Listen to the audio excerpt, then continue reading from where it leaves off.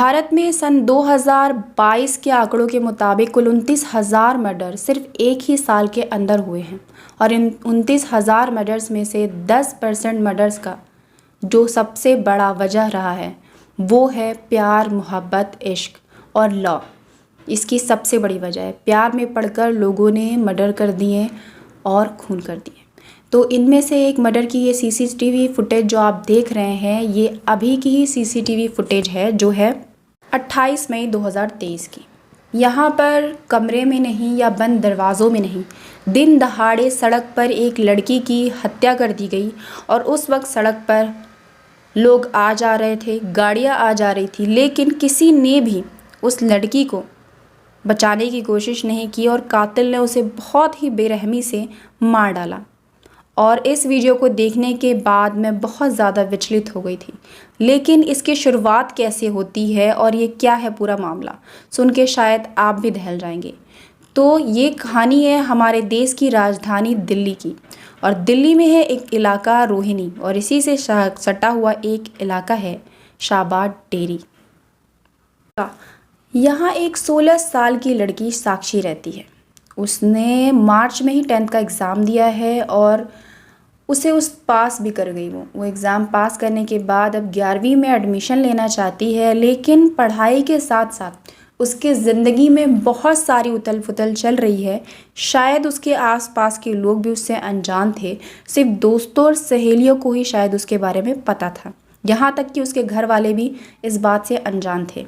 उसके घर में उसके माँ बाप थे और उसका एक छोटा भाई था। जो माँ बाप थे वो दिहाड़ी मजदूरी का काम करते थे, लेकिन एक साल पहले जब साक्षी 10वीं कक्षा में ही थी तो उसे प्रवीण नाम के लड़के से रिलेशनशिप में थी वो, और दोनों के बीच में बहुत ज़्यादा प्यार था। और आजकल लड़के लड़कियां बहुत ज़्यादा प्यार जताने के लिए कुछ ऐसी चीज़ें करनी पड़ती हैं, उन्हें बताना पड़ता है कि हम आपसे बहुत प्यार करते हैं।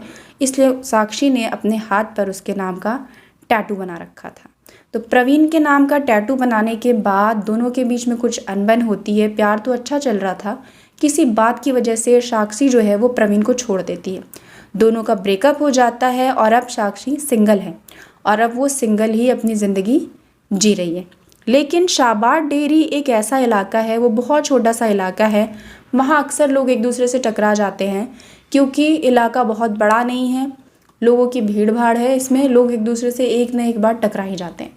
तो इसी तरह साक्षी की मुलाकात होती है साहिल नाम के एक लड़के से। साहिल जो है वो फ्रिज और एसी बनाने का काम करता है। यहाँ तक कि लोगों के घरों में भी किसी का फ़ोन आ जाता है कि हमारा फ्रिज ख़राब हो गया है, हमारा एसी ख़राब हो गया है, तो वो बनाने के लिए भी वो लोगों के घरों में जाकर काम कर देता है। तो जब साहिल और साक्षी की मुलाकात होती है तो दोनों के नंबर एक्सचेंज होते हैं, दोनों एक दूसरे को अपना नंबर देते हैं। तो फिर दोनों की फ़ोन पे बातें होने लगती हैं, मैसेजेस आने लगते हैं। अब इससे बात आगे बढ़ती है तो दोनों एक दूसरे से मिलने लगते हैं। अब दोनों में प्यार बढ़ रहा था। अब दोनों में जब प्यार बढ़ता है तो दोनों एक दूसरे से साथ जीने मरने की कस्में खाते हैं। यहाँ तक कि दोनों फ़ैसला ले लेते हैं कि अब दोनों एक दूसरे से शादी कर लेंगे और दोनों एक दूसरे से शादी का वादा करते हैं। लेकिन होता ये है कि साक्षी के दोस्तों का ये कहना है कि साहिल ने अपना पूरा नाम साक्षी को नहीं बताया था। साहिल ने बताया था कि उसका नाम साहिल है, उसका नाम साहिल खान है, ये नहीं बताया था। साहिल किसी धर्म विशेष से है, ये बात साक्षी को नहीं पता थी। साक्षी को ये बात खटकती है, लेकिन साहिल के साथ उसका पैचअप हो जाता है, दोनों अब फिर से साथ रहने लगते हैं। अब साक्षी को भी इस बात से कोई दिक्कत नहीं थी, अब दोनों साथ रहने लग गए। अब दोनों खुशी खुशी साथ रह ही रहे थे कि अब साहिल के कानों में उड़ती हुई एक दिन एक खबर आती है कि जो साक्षी है वो अपने पुराने प्यार प्रवीण से अब फिर से बातें करने लगी है, अब फिर से वो प्रवीण से मिलने लगी है। तो अब इससे साहिल जो है वो बौखला जाता है। अब साहिल को ये बात बर्दाश्त नहीं होती है कि उसकी जो बंदी है अब वो किसी और से बात कर रही है, उसकी ज़िंदगी में उसका पुराना प्यार वापस आ गया है। तो साहिल जो है ये बात साक्षी से पूछता है कि क्या प्रवीण उसकी ज़िंदगी में वापस आ गया है या उससे वो बात करती है। तो साक्षी का ये कहना होता है कि वो प्रवीण से बस मैसेजेस पे बात करती है, वो उसका बस दोस्त है और इससे ज़्यादा कुछ नहीं। तो यहीं से कहानी में गड़बड़ होना शुरू होती है। अब साहिल जो है वो साक्षी पे शक करने लगता है, उससे बहुत पूछताछ करता है, उसके फ़ोन चेक करता है और दोनों के अब झगड़े होने शुरू होते हैं। अब साक्षी जो है अब साहिल के इस बर्ताव से परेशान हो जाती है, इन झगड़ों से परेशान हो जाती है, वो साहिल से मिलना बंद कर देती है और अब वो साहिल से भी धीरे धीरे अपना रिश्ता जो है वो ख़त्म कर देती है।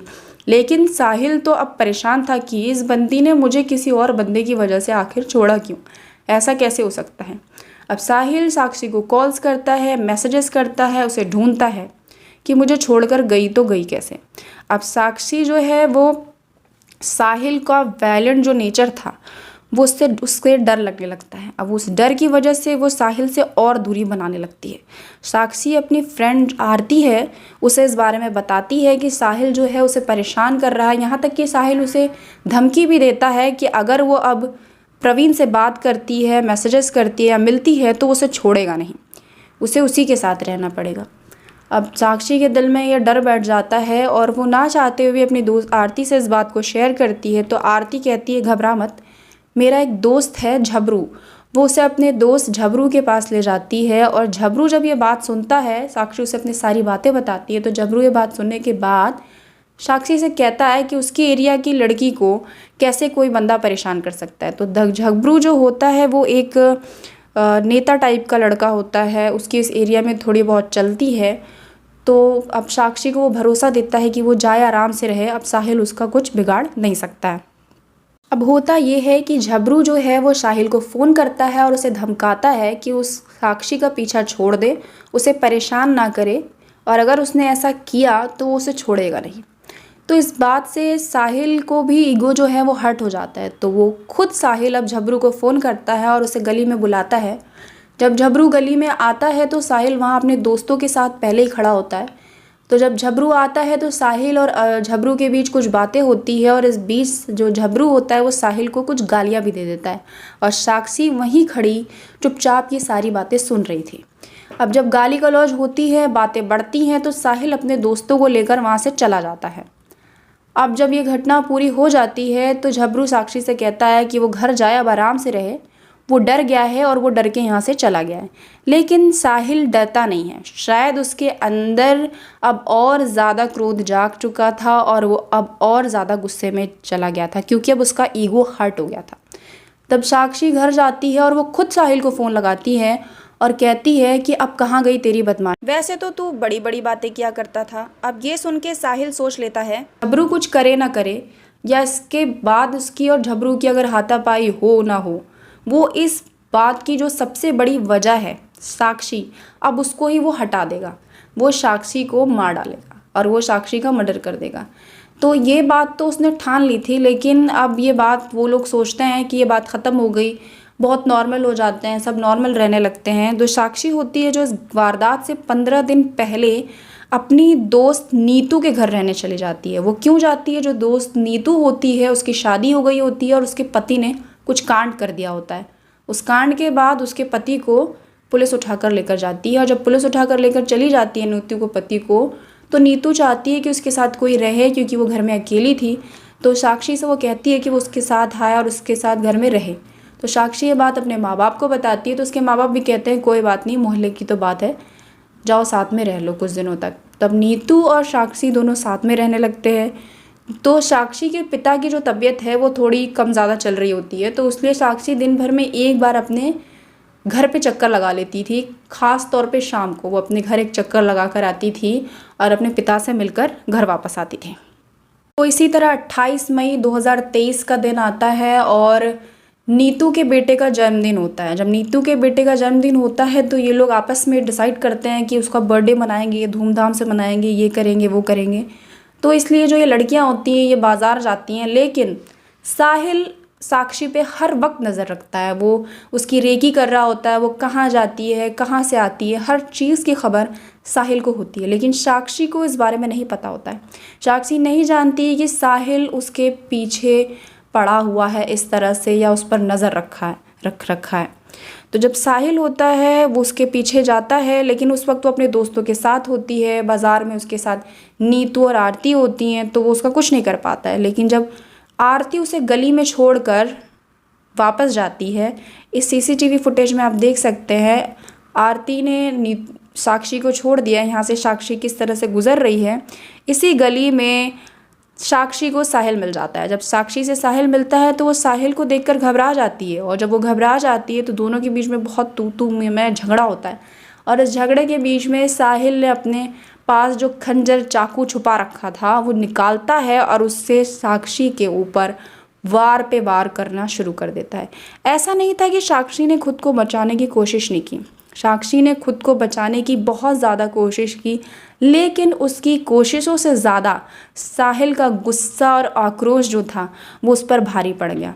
साहिल उसके ऊपर बार बार धारदार हथियार से वार करता रहा, और तकरीबन रिपोर्ट्स में आया है 30 से 35 बार साहिल ने चाकू से उसके ऊपर वार किया। साहिल जब उसके ऊपर चाकू से वार कर रहा था तो पास में ही उस गली में एक नाली बह रही होती है। उस नाली में जो साक्षी है वो बेसुध होकर गिर जाती है। उस नाली में वो फंस जाती है तो क्या करता है, उसके सिर पे वार करता है। जब उसके सिर पे वार करता है तो उसके सिर में चाकू फंस जाता है।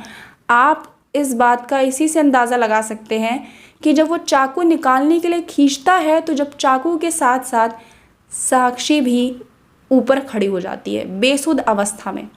खून बह रहा होता है, लगातार खून बहता जा रहा था और साक्षी बहुत बेसुध हो चुकी थी, और अब भी साहिल का जी नहीं भरता। साक्षी अब मर चुकी थी, बस वो तड़प रही थी। उसके अंदर जान के नाम पर बस एक तड़पता हुआ शरीर बचा था।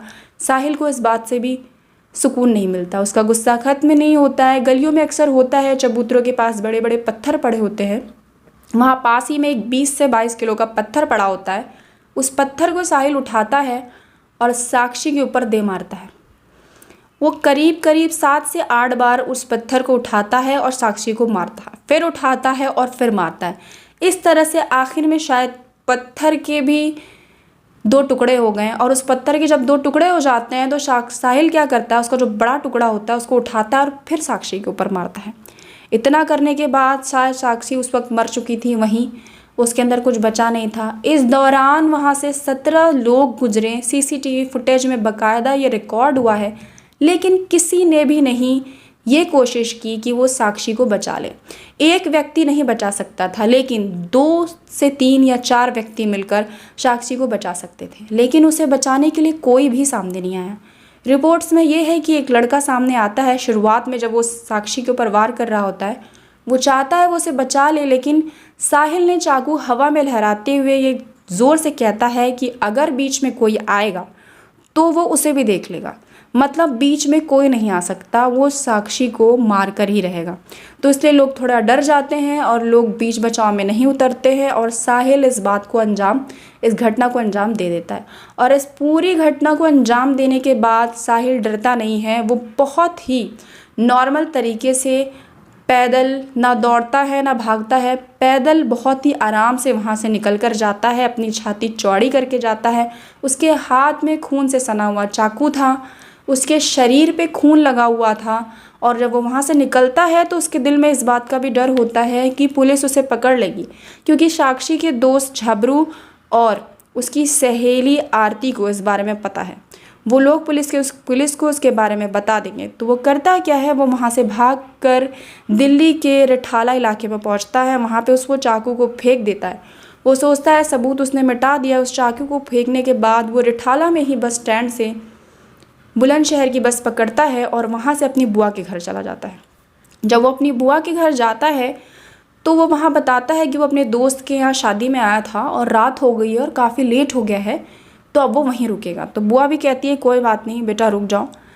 तो जैसे जैसे सुबह होती है तो देश भर के टीवी, अखबार और यहाँ तक कि मोबाइल और व्हाट्सएप मैसेजेस में भी ये सारी खबर जो है सनसनी की तरफ फैल जाती है। यहाँ तक कि व्हाट्सएप पे भी सीसीटीवी फुटेज जो है वो फैल जाता है, लोग उसे शेयर करते हैं और आखिरकार उस लड़के की पहचान होती है, वो लड़का कौन है। पुलिस साहिल के घर पहुंचती है। जब पुलिस साहिल के घर पहुंचती है तो पुलिस को कुछ नहीं मिलता है, क्योंकि साहिल तो फ़रार हो चुका है। तो पुलिस साहिल के घर वालों के मोबाइल्स जो हैं वो रिकॉर्डिंग पे डालती है। तो तकरीबन 29 मई 2023 को साहिल के पापा के फ़ोन पर एक फ़ोन आता है। वो फ़ोन होता है साहिल की बुआ का। साहिल की बुआ उसके पापा से पूछती है कि 2 बजे रात को साहिल घर पर आया था और कह रहा था कि वो दोस्त के यहाँ शादी में आया है, सब ठीक तो है। इतना सुनते ही साहिल के पिता ने उनसे बात की और बिना बताए पुलिस को ख़बर कर दिया कि साहिल से ये ना बताया जाए। पुलिस तुरंत एक टीम तैयार करती है और वहाँ उसकी बुआ के घर भेजती है। पुलिस वहाँ पहुँचती है और साहिल पुलिस को देखकर चौंक जाता है। जब साहिल पुलिस को देखकर चौंकता है तो पुलिस उसे गिरफ्तार कर लेती है और उसे गिरफ्तार करके वापस ले आती है। लेकिन जब पुलिस साहिल से पूछताछ करती है तो हमने जो आपको कहानी बताई है, यही कहानी साहिल पुलिस वालों को भी बताता है। तो साहिल को सज़ा तो मिलेगी, ये बात तो तय है, लेकिन साहिल को कब सज़ा मिलेगी इस बात का भी पता नहीं है। हो सकता है इस केस को इस बात की वजह से फास्ट ट्रैक में चलाया जाए, लोगों के गुस्सों की वजह से फास्ट ट्रैक में चलाया जाए। तो आप हमें कमेंट करें, हो सकता है किसी अधिकारी की नज़र इस कमेंट में पड़े और साहिल का केस जो है वो फास्ट ट्रैक में जाए और उसे सज़ा मिले। तो ऐसा पहली बार नहीं हुआ है दोस्तों कि इस तरह से मर्डर हुआ है देश में, और ऐसा आगे भी होता रहेगा जब तक हम लोग अपनी जिम्मेदारियां अच्छे से नहीं निभाएंगे। हर जगह पुलिस मौजूद नहीं हो सकती है। हमें समाज में एक दूसरे के लिए एक अच्छा माहौल बनाना होगा और एक दूसरे की मदद के लिए आगे आना होगा। तो ऐसी ही वीडियोस के लिए हमारे चैनल को सब्सक्राइब करें और हमारे वीडियो को लाइक करना बिल्कुल ना भूलें, हमें अच्छा लगेगा।